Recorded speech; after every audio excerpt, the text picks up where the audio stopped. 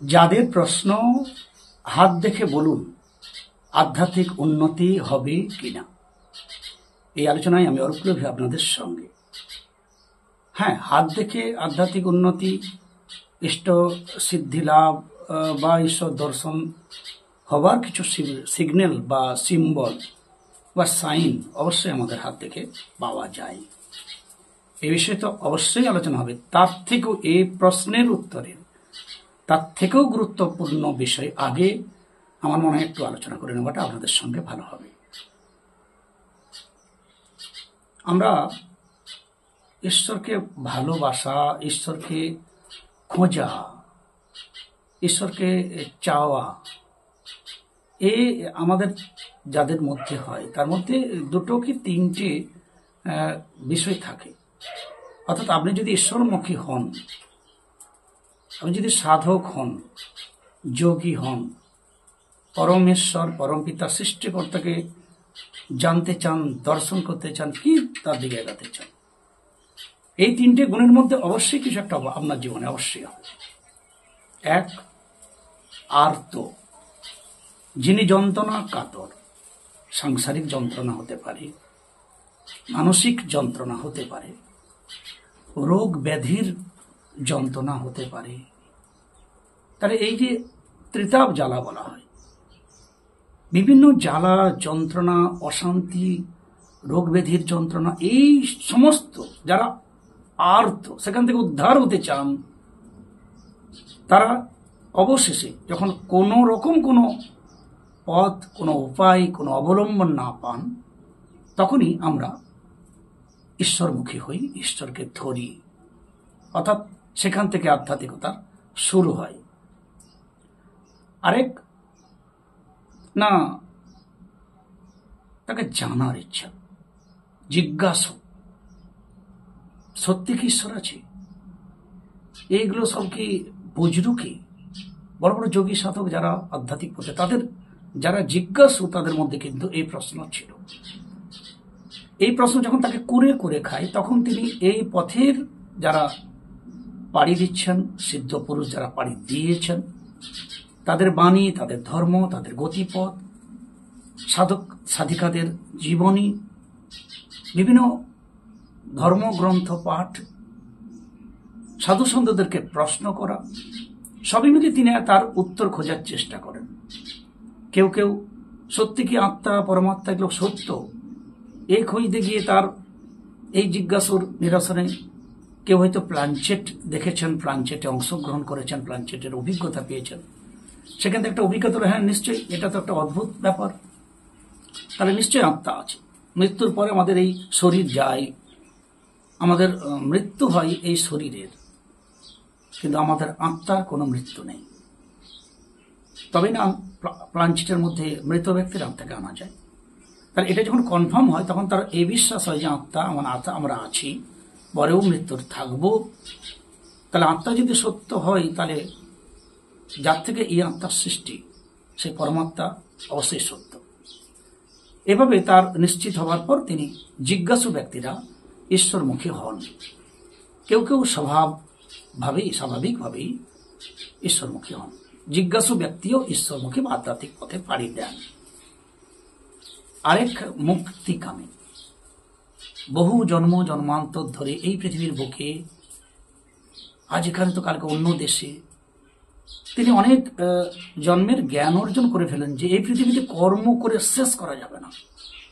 যেমন কোনো গরুকে, গাভীকে, তাকে খাবিয়ে কখনো তাকে পরিতৃপ্ত করা যায় না, কখনো বলবেন আমি খাবো না, এটা গরু। সেই ধরনের কর্ম জগতে কর্ম করে শেষ করা যাবে না। কর্ম করতে করতে এক দেহপাত, আরো আরো, এভাবে টাকা পয়সা, আমার বাড়ি, আমার সংসার, আমার ছেলে, আমার মেয়ে, এই করে করে মৃত্যুর সময় সে একটা অভিজ্ঞতা পেল যে বেকার। তবুও মায়া চক্রে তার কোনো কামনা বাসনা বশত আমরা আবারও জন্মে, আবারও লেগে পড়লাম সেই অর্থ, বিষয় সম্পদ, যশ প্রতিষ্ঠা সম্মানের খোঁজে। শেষ জীবনে যাওয়ার সময় এখানে যশ প্রতিষ্ঠা সম্মান এখানে রেখে গিয়ে আমরা খালি হাতে আবার গেলাম। এভাবে জন্ম জন্মান্তর ধরে যখন আমরা আমাদের এই কর্মকাণ্ডের অভিজ্ঞতা পেলাম যে বেকার, বেকার, সব বেকার, এটা এমনি হবে না, এই অভিজ্ঞতা পুরো হাতে নাতে হতে হবে না। ফলে সেই মানুষ যার পূর্ণ এই বিষয়ে অভিজ্ঞতা হবে যে পৃথিবীতে কর্ম, সম্মান, যশ, প্রতিষ্ঠা বেকার, এই পৃথিবীর এর আমার কিছু নয়, সেই হেন তখন তিনি তার দিকে যাবেন। অর্থাৎ আমাকে মুক্ত হতে হবে এই কর্মজগতের কর্মকাণ্ডের কদর্মে, কাদায় আমি আর আসবো না, এখানে বৃথা। তখন তিনি মুক্তিকামী অর্থাৎ মুক্তির লাভের জন্য আধ্যাত্মিক পথে পাড়ি দেন এবং আধ্যাত্মিক পথে হাঁটতে থাকেন। উন্নতি হবে কিনা সেটা পরের স্টেপে আসছে। তো এই তিনটি বিষয়, আর্ত, জিজ্ঞাসু, মুক্তিকামী, আমাদের মধ্যে যাদের এই ভাবনা আছে তারা অবশ্যই আধ্যাত্মিক পথে পাড়ি দেবেন। এখন এই আধ্যাত্মিক পথে উন্নতি হবে কিনা এই প্রসঙ্গে আমি দুটো উদাহরণ দেব। যদি ঠাকুরের রামকৃষ্ণ দেবের কথাই বলি, যে ভাব কেমন, শোক কেমন, ভাব। তো ঘরে একজন ঝাড়ু দিচ্ছেন, ধরুন এক ভদ্রমহিলা ঝাড়ু দিচ্ছেন, ঘরের বধূ বাড়ির মধ্যে ঝাড় দিচ্ছেন। হঠাৎ একটা আচমকা খবর এলো তার খুব নিকটাত্মীয়, নিকটজন হঠাৎ দুর্ঘটনায় মারা গেছে। এই খবরটা তার কাছে হঠাৎ এলো। ঝাড়ু দিতে দিতে যদি এই ভাব তার মধ্যে খেলে, এটা যদি শোক হিসাবে তার হৃদয় আঘাত আনে, তাতে রামকৃষ্ণদেব বলেছে তার হাতের ঝাড়ুটা ধরা হয়ে রয়ে যাবে। অর্থাৎ হাতের ঝাঁটা বা ঝাড়ু ধরা হয়ে যাবে, সে হাঁ হয়ে রয়ে যাবে, হতচকিত হয়ে যাবে। অর্থাৎ একটা ভাবে ভিতরে চলে যাবে, স্টপ হয়ে যাবে বাহ্যিক ক্রিয়া। এটা যদি হয় তাহলে এটাতে তার শোক। কেউ মারা গেছেন, আরেকজন শোক প্রকাশ করছেন, তিনি তার নাকফুল, কানের দুল এগুলো খুলে তার মাকে বলে, মা এগুলো রাখো, ভালো করে যত্ন করে, পরে নেব বলে সে সেখানে সেই যে শোকের সভা সেখানে হাঁ হাঁ করে কাঁদতে লাগলো, আছাড় খেতে লাগলো।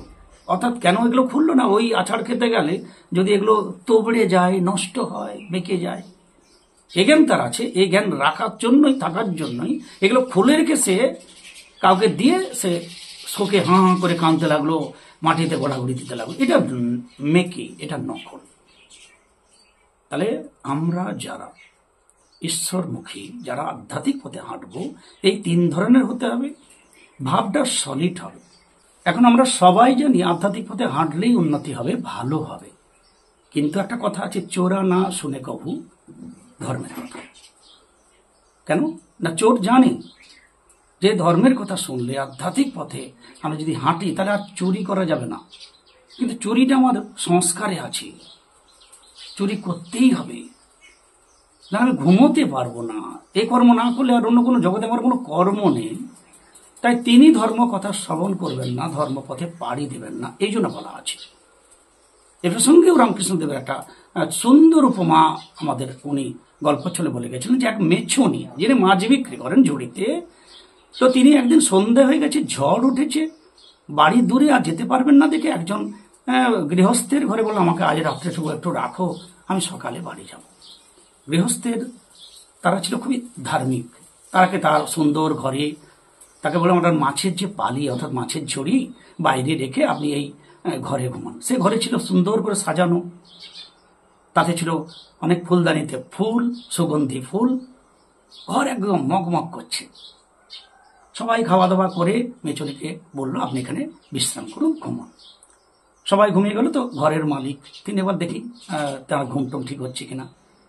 তা তিনি এসে দেখলেন অবাক জিনিস, তাকে দেওয়া হয়েছে খাটে ঘুমোতে, তিনি দেখছেন নিচে শুয়ে আছেন, একটু ওসপুস করছেন, ছটফট করছেন। তিনি কৌতূহলী হয়ে প্রশ্ন করলেন, কি গো মা, তোমার কি কোনো অসুবিধা হচ্ছে ঘুমে, ঘুম আসছে না, তুমি নিচে শুয়েছো উপরে? তখন সেই মেছুনি বললেন, বাবু আমার ওই উপরে আমার তো ওইভাবে ঘুমানো অভ্যাস নেই, আমি তো মাটিতে মাদুর পেতেই ঘুমোই, আর এই ফুলের গন্ধে আমার ঘুম আসছে না, আপনি কৃপা করে আমার সেই যে মাছের পালি ওইটা আমাকে একটু এনে দিন।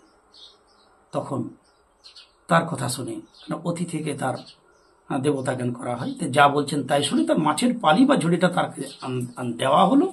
তিনি সঙ্গে সঙ্গে তাতে একটু জল মেরে, ওটা শুকনো হয়ে গেছিল, জল মারতে তিনি সেই যে একটা এসাটে গন্ধ উঠতে লাগলো, তিনি মাথা সালে দিয়ে বাবুকে বললেন, আপনি যান, আমার এবারে সুন্দর ঘুম হয়ে যাবে। মাথা সালে সেই মাছের পালি রেখে তিনি মাটিতেই মেঝেতে ঘুমিয়ে গেলেন, পড় পড় করে ঘুমাতে লাগলেন। বাবু আবার এসে আড়ালে দেখলেন সত্যি তিনি ঘুমোচ্ছেন। এটা কেন? অর্থাৎ অভ্যাসেন অত্যকান্তেই বৈরাগ্যেন চ গৃহ্যতে। অভ্যাস, তার ভালো থাকার অভ্যাস নেই, তার ফুলের সৌরভ তাকে শান্তি দিতে পারছে না। তাকে শান্তি দিতে পারে ওই মাছের গন্ধ। তাই পালির গন্ধের তার সুন্দর ঘুম ধরে গেল, কিন্তু ফুলের গন্ধ তাকে অস্বস্তি লাগছিল। কর্ম সংস্কার এই যখন ক্ষয় হবে, তখনই আমার ধর্মপদ ভালো লাগবে, তখনই ফুলের গন্ধ ভালো লাগবে, তখনই ঈশ্বরকে ভালো লাগবে। তার আগে অপকর্ম, দুষ্কর্ম বা এই যে কর্ম আমাদের ভালো, যে যার কর্ম করছি তাদের ভালো লাগবে।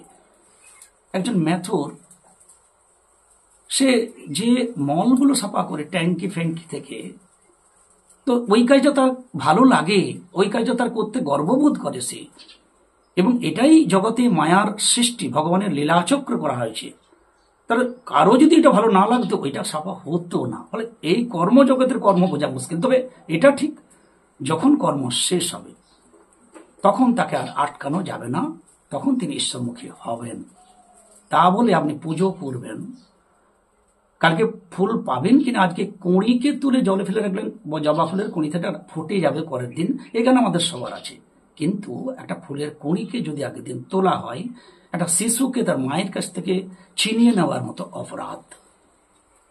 আমাদের শাস্ত্রে বলা আছে ফুলে পূজা করতে হবে, তার কি মানে আছে? জলেও অভাবে পুজো করা যায়, তাহলে তাকে যখন জলে পুজো করা যায়, তাকে যদি কিছু না দিয়েও পূজা করা যায়, তাকে যদি সবসময় তার নাম স্মরণে উপাসনা করলে যে হে প্রভু কৃপা করো, তোমাকে উদ্ধার করো, আমাকে দর্শন দাও, আমাকে এই জগতের মায়া মোহ থেকে উদ্ধার করো, যদি দিন রাত সকাল সন্ধ্যা দুপুর রাত্রি বিকাল কেউ বলে, তার আর পুজো করার আবশ্যকতা নেই। আর যদি পুজো করে এটা না বলে, তার বৃথায় পুজো করা। সুতরাং এহেন পথে আমরা যদি হাঁটতে থাকি, আমরা যদি চলতে থাকি, আমরা যদি আমিত্ব বোধকে হারিয়ে ফেলি, আমার বাড়ি আমার ছেলে এই সমস্ত থেকে মুক্ত যখন আমরা হতে থাকবো, তখন আমরা আধ্যাত্মিক পথে ঈশ্বরের মুখী হব, আধ্যাত্মিক পথে হাঁটবো। এটাই সত্য কথা, কিছুই আমাদের নয়। আজ ভারত পাকিস্তানের বর্ডার নিয়ে বিবাদ, বাংলাদেশ ভারতের বর্ডার নিয়ে বিবাদ, আমেরিকার সঙ্গে কোথাও কোন আরো দেশের সঙ্গে বিবাদ। আমাদের বিজ্ঞান বলছে পরিবর্তন অবশ্যম্ভাবী, ভেতরে প্লেটের কাজ চলছে। ফলে একদিন এই ভূমিকম্প এমন হবে, শুধু দেশ দোষ নয়, মহাদেশের সঙ্গে মহাদেশের যে রেখা সীমা, তাও একদিন ছিন্ন হয়ে যাবে, উলট পালট হয়ে যাবে। কারণ বিজ্ঞান এটাও বলছে ক্রমাগত পৃথিবী পরিবর্তিত হচ্ছে। বহু আগের মাপা আমাদের যে মাউন্ট এভারেস্টের হচ্ছে ৮,৮৪৮ মিটার, বোধ হয়, ভুল হলে ক্ষমা করবেন, কবেকার পড়েছি। তবে এখন হয়তো মাপলে অ্যাকুরেট ভাবে ৪৮ মিটার আর নয়, ওটা হয়তো ৪৯ মিটার কি ৫০ মিটার হয়ে গেছে। কেন না, পরিবর্তিত হচ্ছে। আমরা জানি আগে যেটা পাহাড় ছিল সেটা আজকে পাহাড় হয়েছে, বোধহয় কোন পাহাড়টা, সেটা তেথিস সাগর ছিল। পরিবর্তন অবশ্যম্ভাবী, আমরা সবারই পরিবর্তন হবে। কর্ম শেষ হলেই আমরা আধ্যাত্মিক পথে হাঁটবো। এবারে বলি যে আধ্যাত্মিক পথে আমার উন্নতি হবে কিনা প্রসঙ্গে যদি প্রশ্ন বন্ধুদের, সে প্রসঙ্গে বলি যে কেউ কোনো জ্যোতিষী, কোনো তান্ত্রিক, কোনো সাধু মহারাজ আপনাকে বললে, হ্যাঁ বেটা তোর আধ্যাত্মিক পথে উন্নতি আছে, তোর হাত তো ভালো, তবে উন্নতি হবে, তবে আপনি আধ্যাত্মিক পথে হাঁটবেন, এটা কদাপি ঠিক নয়। অর্থাৎ আপনি আধ্যাত্মিক পথে হাঁটার এখনো উপযুক্তই হননি, তার জন্য এই প্রশ্ন করেছেন, এটাও হতে পারে। যদি কারো হস্তকরতলে দেখা যায় যে তর্জনী অঙ্গুলির নিচের এই বৃহস্পতি পর্বতের চতুষ্কোণ ক্রস, হাতের এখানে ফেড লাইনের সঙ্গে এই হৃদয় রেখা শিরোরেখার মাঝে একটা আড়ি রেখা হয়ে, যেটাকে মিস্টেরিয়াস ক্রস বলা হয়, বা মৎস্য চিহ্ন, পতাকার চিহ্ন, ধনুর্বাণ চিহ্ন, শঙ্খ, চক্র, গদা, পদ্ম, এই যে নানান সামুদ্রিক চিহ্ন, তার মধ্যে দু একটা যদি কারো হাতে হয়, বা এই শেষকালে মাউন্টের এখানে আমাদের মণিমন্দির এখানে যদি কারো ত্রিভুজ বা মৎস্যের পুচ্ছ বা লেজের মতো চিহ্ন হয়, তো বলা হচ্ছে তিনি আধ্যাত্মিক পথে উন্নতি করবেন, ইষ্ট সিদ্ধি হতে পারে, ঈশ্বর লাভ হতে পারে।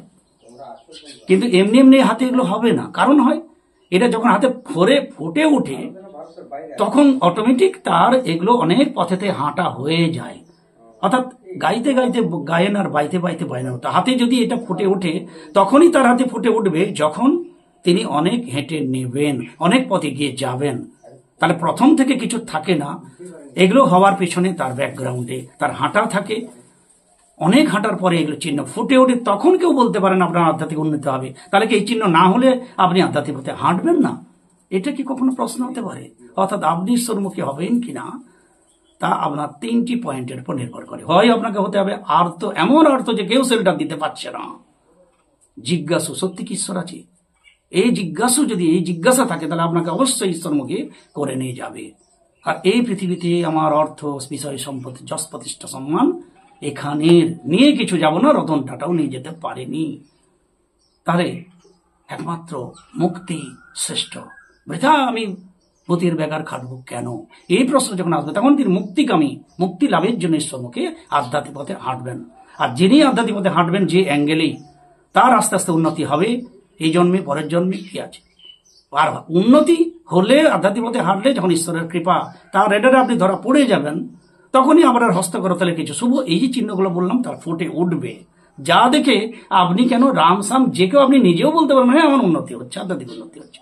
কিন্তু তার আগে উন্নতি হয়নি কেন না, তার আগে আপনি সে ডিগ্রিটা পাননি, সে সার্টিফিকেট পাননি। কিন্তু হাঁটতে হবে, যদি হাঁটেন তাহলে তো অবশ্যই এই আধ্যাত্মিক উন্নতি আমাদের হবে। এ বিষয়ে কোনো প্রশ্ন করার কোনো আবশ্যকতাই নেই। হাঁটতে থাকলেই আধ্যাত্মিক চিহ্ন প্রত্যেকের হাতের মধ্যে ফুটে উঠবে। এই প্রসঙ্গে আরো 2টো পয়েন্ট বলে রাখি আমার অভিজ্ঞতা। আপনার আধ্যাত্মিক উন্নতি হচ্ছে ঈশ্বরের দিকে এগাচ্ছেন কিনা তার 2টো পয়েন্ট। যদি আপনার পরিবারে যদি আপনি বিচার করে দেখেন যে হ্যাঁ সবাই আমাকে ভালোবাসে, হয় আপনার পরিবারে প্রচুর অর্থনৈতিক অশান্তি, অর্থনৈতিক অভাব আছে, কিন্তু দেখা যাচ্ছে আপনি পিতা, আপনার ছেলে মেয়ে, আপনার স্ত্রী আপনাকে বলছে এত অভাবের মধ্যে আপনাকে দোষ দিচ্ছে না, আমরা তোমার সঙ্গে আছি, তাহলে আপনি আধ্যাত্মিক পথে, আপনি ঈশ্বরমুখী মানুষ। যদি বাবা বলে এরকম ছেলের মতো ছেলে হয় না, মা বলে এরকম ছেলের মতো ছেলে, স্ত্রী বলে এরকম স্বামীর মতো স্বামী হয় না, পুত্র পরিবার বা সংসারে যারা তারা বলে এরকম পরিবার কেন, শুধু বাইরের প্রতিবেশী বলবে এরকম প্রতিবেশী হয় না, বন্ধু বলবে এরকম বন্ধু হয় না। যদি এটা আপনি পান তাহলে জানেন আপনি ঈশ্বরের প্রিয়, আপনি ঈশ্বরমুখী আধ্যাত্মিক পথে আপনি এগিয়ে যাচ্ছেন। আর যদি আপনার বাড়ির লোকই আপনাকে পছন্দ না করে, পাড়া প্রতিবেশী আপনাকে পছন্দ না করে, স্থিতি বিরক্তি আপনার উপরে, তাহলে বুঝতে হবে আপনি আধ্যাত্মিক পথের যোগ্যতা অর্জন করেননি। এটা ফার্স্ট যোগ্যতা অর্জন করা, তারপরে তো জব ধ্যান করবেন, তবে তো ঈশ্বরের দিকে আরো বেশি এগিয়ে যাবেন, এটা ফার্স্ট। সুতরাং এই বিষয়গুলো আধ্যাত্মিক পথের প্রশ্ন নিয়ে এসে যায় আমার ক্ষুদ্র বক্তব্য আপনাদের তবুও শেয়ার করলাম। যদি কোনো বন্ধুর কাছে লাগে, সবাই ভালো থাকবেন। সাবস্ক্রাইব না করা থাকলে প্লিজ সাবস্ক্রাইব করে সঙ্গে থাকবেন। সবাই জয় গুরু, জয় গুরু।